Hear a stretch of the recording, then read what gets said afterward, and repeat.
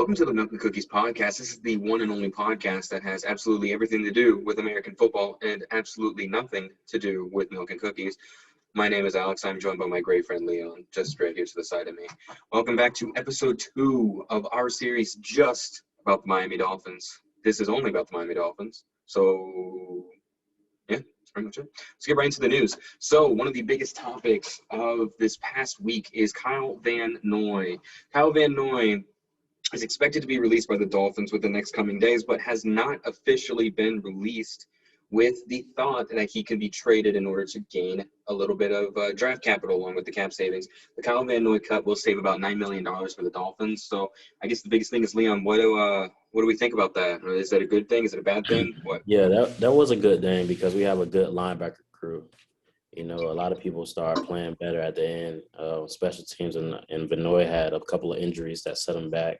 But with the linebacker crew we got, and we can get a cheaper linebacker in the draft, I think Van Noy was the one who I saw coming to get cut, or what you could say, somebody had to leave. Oh, yeah, for sure. I'd say the main thing that kind of upset me about the Kyle Van Noy thing is we gave him 4 years, $51 million, $30 million guaranteed. We only utilized him for 1 year, and then he's gone. I don't know. It was just, for me, at least in the Dolphins, I don't want to say we had trouble in the linebacker category. It wasn't one of our biggest needs per se, but he was probably one of the best, along with Baker. As long as the rotationals of Van Ginkel, Granger Hill, everybody else, we need to make sure that we hit the linebackers position decently in the draft and free agency in order to make up for that. Hopefully we can get more value out of the $9 million, or for all we know, that money could be used somewhere else. So, and then just another thing on top of that was a rumor that's circulating in the past couple of days is if the Buccaneers do not retain Levante David to his contract or try to attempt to re-sign him, the most likely landing space is the Dolphins. So the next question is, would he be a great fit? Yes, Alex, he would be a great fit alongside with Baker because they're both they're fast, like speed, and we like those type of backers. We run a lot of man coverage, so we need backers. He's a middle linebacker, ain't he? He's middle, Yes. he's not outside. Okay. Yeah, I mean, I guess in that sense, if we utilize him as a middle linebacker, he'd be good coverage with Baker as an outside speedster for blitzing and sort of coverage. As long as we get another outside and some depth, I wouldn't be too opposed to that. I don't know, just 30 years. I know Brian Flores' biggest thing is to keep things young. Very true. I mean, Van Noy was the second oldest player on the team despite only being 28, 29, and the oldest was Ryan Fitzpatrick, who also probably will not be retained in this upcoming season as well. So now what the biggest thing is, the Dolphins currently, as it sits right now, have $22 million excuse me, in cap space allocated as of right now. They used $5 million from the 27 for Jason Sanders, our godsend kicker, God bless his soul. Yes. Saved us one too many times. Now the other thing is with him, with Van Noy leaving, the cap space will be raised to $31 million. Now the biggest question is does this mean that Deshaun Watson is a little bit more likely to come to Miami? Whew. If he's coming to Miami, we're gonna have to trade some draft picks. So for me, it's a no. I don't think it's likely that Deshaun Watson comes to Miami. Yeah, I don't know. I'm still not a big Watson believer. I mean, I'm a Watson believer in the sense that he'll be spectacular wherever he goes in Miami. There's just something about it. The price tag mixed with the amount of draft capital we would have to lose in order to retain a guy like Watson. Contracts are currently set at $35 million. If we use him with that, we'll still be under by $4 million. We still need to find some way to allocate another $4 million along with draft picks. So I don't know. I'm still on the fence about whether the Watson trade will be worth it. I don't know. I So honestly have no idea. maybe the rumors about Grant could be true. Releasing him and he has a contract, 2-year, $15 million? Was it that much? I thought it was a couple million less. I thought it was like 3 or 4. I know the cap hit was around 3 to 5 million. Oh, Okay. no. Well, there's the 4 million that they needed for Watson if they managed to cut Grant. That's another savings. But I don't think Grant should be touched at all. That man is a speedster. He's a return. He can't catch anything farther than 15 yards, but he's a great returner. It's just the amount of wide receiver talent that we have on the team right now would be stupid to cut another wide receiver. But I mean, with Albert Wilson coming back, Allen Hurns, you never know. I doubt those guys are going to be back on the team.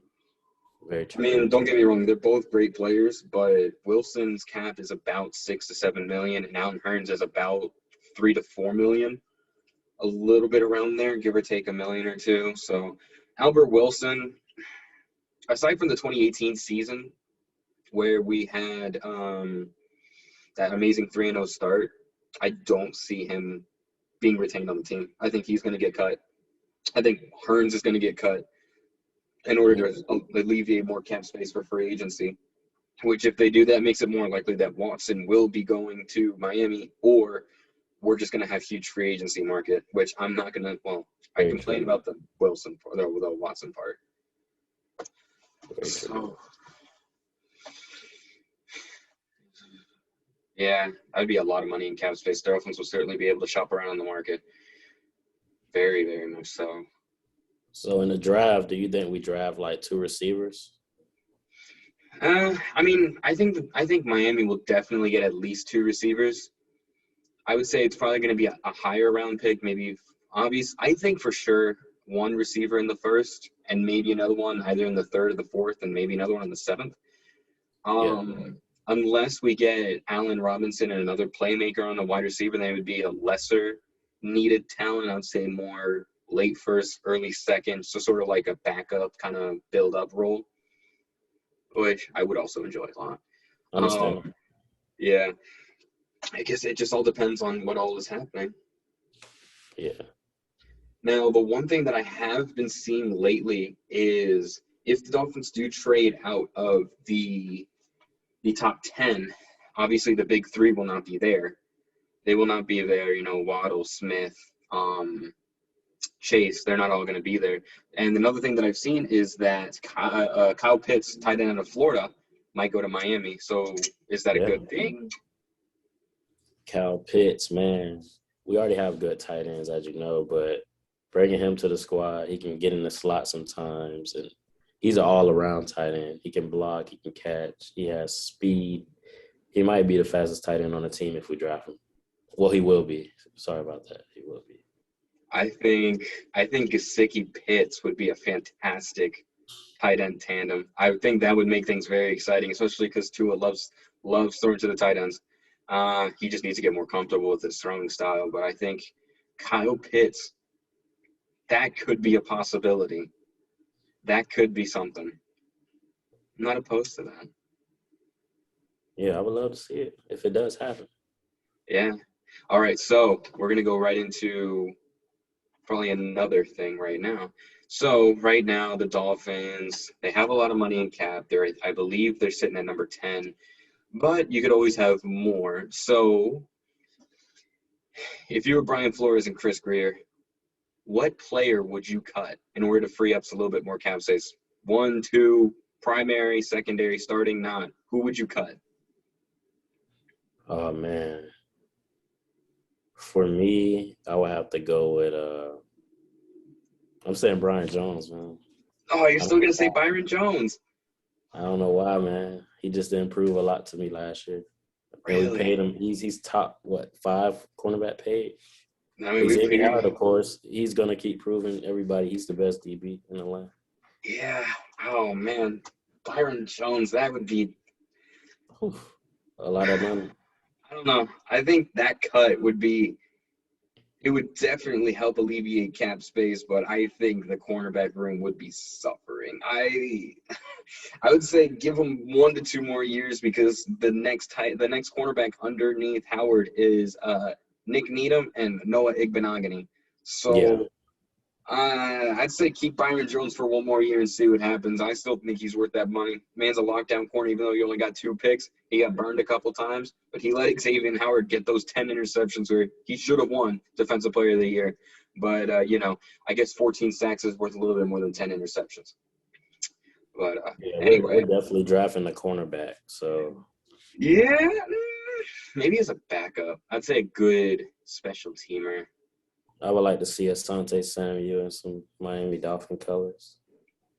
Hard You know, nose. I'd say we're both a little bit biased for sure. I Yeah, think that would but definitely be something fancy. Say Samuel. Ooh. Anyway, all right. So number one guy that I would pick, I'd pick two. One offensive, one defense. The okay. defensive guy I would say is Bobby McCain. I love Bobby McCain. I love him as a corner. I love him as a, you know, versatile safety, slot cornerback. But the one thing is his contract. I don't want to say it's pricey because it's not really that much. It's 5-6 million a year, but there are plenty in the guys in the draft that are super special. One guy in particular that I've really grown on is Richie Grant at a UCF. One guy that has risen in my draft board personally. He's an late first, early second round pick. Versatile. That's what Brian Flores wants. I honestly, I love Bobby McCain. I think he's just a great player. But if we can get a guy like Richie Grant on the team, or even Nasruddin, safety out of Florida State, not as good, but about the same speed. Big physical. He's great. He reminds me a little bit of a primetime Rashad Jones, Yeah. which Rashad Jones in his prime was probably one of the best strong safeties in the league. Offensive wise, I'd have to go with Eric Flowers. Paid him 3 years, $30 million to help a failing offensive line kind of replant itself in the NFL, which he certainly has helped a lot, along with the major draft picks that we got as Austin Jackson, Robert Hunt, Solomon Kinley, all proven themselves to be great. And I expect big things second year from them.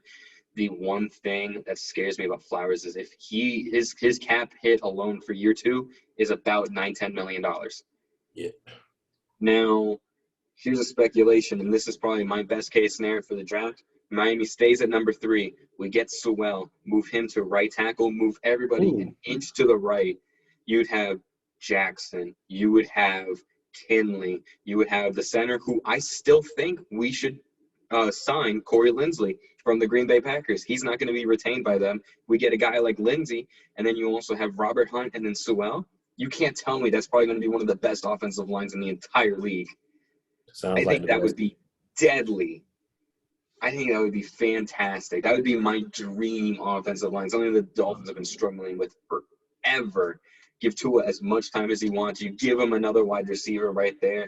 I mean, you got Rondale Moore. You got Rashad Bateman, 2 top-tier guys. You give him another one in free agency. Next thing you know, Tua's going to have 4,000 or 5,000 yards with multiple touchdowns and interceptions, prove all those Tua haters wrong.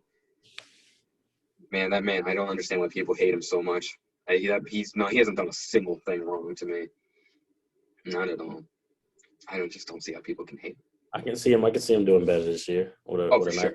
line, another year in the system. Absolutely. Yeah. Usually sophomores will always have a better season than their rookie year because they're finally accustomed to that. Not everybody goes through a substantial sophomore bump, but I certainly see Tua coming off of the next level. I mean, he's here. I see him going up to here. Give me Tua's going to have 4,200 yards. Give me 30 touchdowns. Give me 8 picks at Okay, most. I see it. Say cement him as the Dolphins franchise quarterback from that point forward, prove everybody wrong. I'd love to see that happen. Me too. So, yeah, all righty. I think that's it for this episode. Thank you so much for watching. If Thank you you, enjoyed guys. the video, leave a like, leave a comment. Tell us what we did right. Tell us what we did wrong. Leave an essay if you feel like it. Love to read those. I really do. I do love that. If you're watching this right now, the guy that posted your essay last week in the comments, I really do love that. That was fantastic. That was absolutely brilliant. I loved having that conversation with you. I really did. So yeah, leave me another essay, dude. That'd be fantastic. Yeah, can't wait to see you guys soon. We're definitely going to keep pumping this content out.